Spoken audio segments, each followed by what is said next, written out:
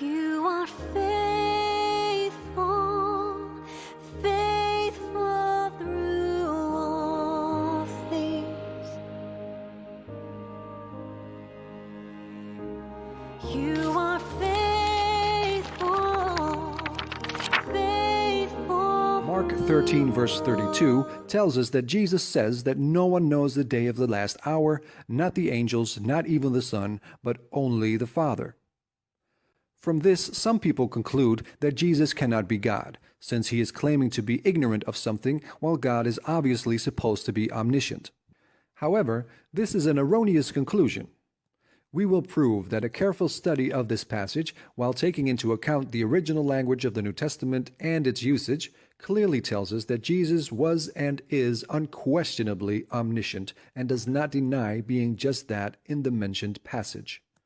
The argument revolves mainly around the Koine Greek word eido, which is commonly translated as the verb to know, but is biblically used in different ways. Sometimes within biblical context, it means to proclaim, reveal, or to tell. One of the most prominent church fathers is Augustine of Hippo, who lived in the 4th century in what we today call Algeria. He asserts that the words God knows should often be explained as to mean God reveals in biblical context. When we examine Mark 13, verse 32, we read that the Son does not know the day of the last hour, but we can determine that according to Augustine, this should read, the Son does not reveal the day of the last hour. To support this idea, we'll show you how Strong's famous and exhaustive concordance shows us a series of meanings which the word eido can hold. As you can see, the verb to tell is found here as one of the meanings this word can hold, biblically speaking. When we read the translation in compliance with this meaning, the following can be read. But when, on what day and hour these things shall occur, no one reveals, not the angels, not even the Son, only the Father reveals this. End quote.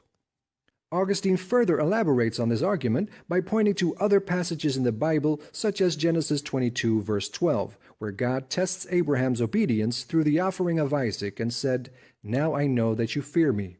Therefore it must be a figurative way of speaking by which God says, "Now it is revealed or proclaimed that you fear me." In his argument, Augustine also quotes Deuteronomy 13, verse 3, as another example of this type of speech from God. Here Moses said that God would test the love of his people by sending false prophets. In the common translations we read the following: "For the Lord shall test you to know whether you truly love him with all your heart and soul." End quote. Again, according to Augustine, the words "to know" in this context cannot mean that God would grow in knowledge of anything when this test would be executed. Rather, he believed that it would then be revealed whether the children of Israel love God or not. And also in the New Testament, we find instances where the word eido can only mean to reveal or to proclaim, despite the fact that its strict translation is to know. In Paul's first letter to the Corinthians, for example, chapter 2, verse 2, we read the following: "For when I was with you, I decided to know nothing but Jesus Christ and his death on the cross." Does this mean that Paul had no knowledge at all except that which he knew about Jesus? Of course not. What makes sense is that Paul was saying that he decided not to proclaim anything but Jesus Christ.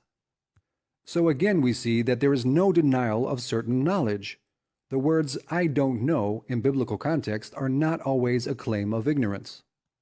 To shut this door to critics of the Bible entirely, we will now take a look into the fact that the apostles of Jesus themselves never took his statement concerning the last hour to imply any claim of ignorance on the part of their master. In fact, what we see in the chronology of the story, which is backed up by the actual dating of the Gospels, is that the apostles kept attributing omniscience to Jesus right up to the end. Therefore, if those who heard Jesus speak never understood him to claim ignorance of anything, why should we? Let's turn to John 16, verse 30, and read the following words of the disciples of Jesus. "Now we know that you know all things, and that no one needs to question you. That's why we believe you are from God." End quote.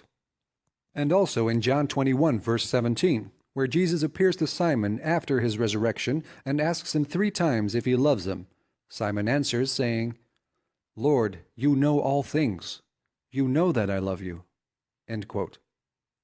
It is undeniable that the students of Jesus themselves never heard him say that he was anything but omniscient. Archbishop Michael Sheehan summarized the entire discussion perfectly when he wrote the following. In Matthew 24:36 and Mark 13:32, Jesus Christ is telling his disciples that it is not part of his mission to reveal the time of Judgment Day. By doing this, he is discouraging his disciples and us from asking him when Judgment Day will be.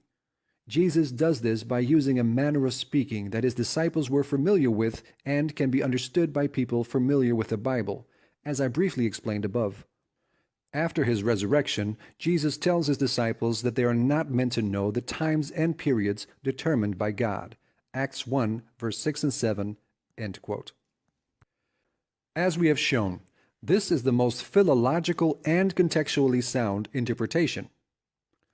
Another interesting aspect to this story is the remarkable parallel between this way of proclaiming the day of the last hour and the ancient Jewish marriage tradition. As some of you already know, the Bible frequently refers to the moment when Jesus returns on the last day as being the time when the groom, Jesus, comes to collect his bridegroom, the believers. In the Jewish tradition, the father reveals or proclaims the wedding of his son to the village or region, not the groom, which is the son. But the groom is obviously well aware of the date of his own wedding. However, it was the privilege of the father to announce the marriage first. This is the same type of functional hierarchy we see between the Father and the Son in the Trinity. With this video, we hope to have confirmed to our fellow Christians that this type of arguments against the divinity of Jesus Christ do have a strong answer, just waiting for you to pick it up and share it with the world. Thank you for watching, and God bless.